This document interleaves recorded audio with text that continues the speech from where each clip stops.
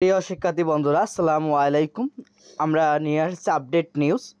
নবম শ্রেণী থেকে আবারও আলাদা বিভাগ হচ্ছে।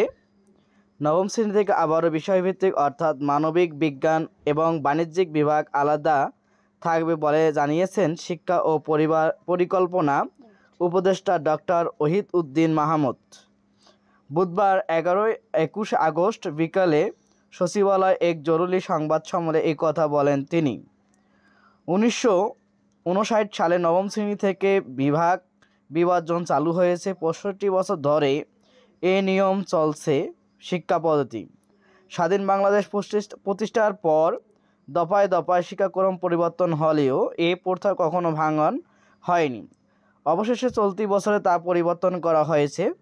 65 বছর পর চলিত শিক্ষাবর্ষে নবম শ্রেণীর শিক্ষার্থীদের সবাই একই বিষয় পড়ছে।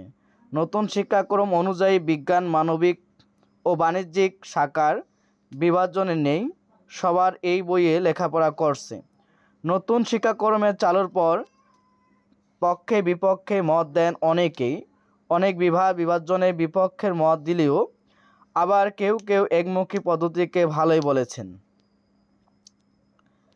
বিকালে সংবাদ সম্মেলনে ওহিদ উদ্দিন মাহমুদ বলেন, নবম শ্রেণী থেকে আবারও বিষয়ভিত্তিক বিভাগ আলাদা থাকবে।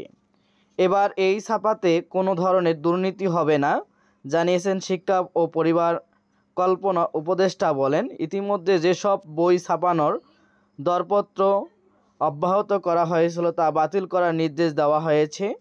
এবার এই ছাপানোর মান ও কাগজের মান ভালো হবে, কারণ এবার দুর্নীতি হবে না। ওহিদুদ্দিন মাহমুদ বলেন, নতুন বছরের পাঠ্যপুস্তকের মাইলটস ভেতরে বিষয়বস্তু পরিবর্তন করা হবে। শিক্ষাক্রম সংস্কারে প্রাথমিক পদক্ষেপ নিতে হবে। যতটুকু সময় পাওয়া যায় আমরা এই শিক্ষাক্রম সংস্কারের পদক্ষেপ নিব। তাহলে বন্ধুরা, আমরা আবার পূর্বের নীতিতে চলে যাচ্ছি এবং আপডেট নিউজ পাওয়ার জন্য আমাদের চ্যানেলটিকে সাবস্ক্রাইব করে নোটিফিকেশন বাটন অল করে পাশে থাকবেন। আসসালামু আলাইকুম।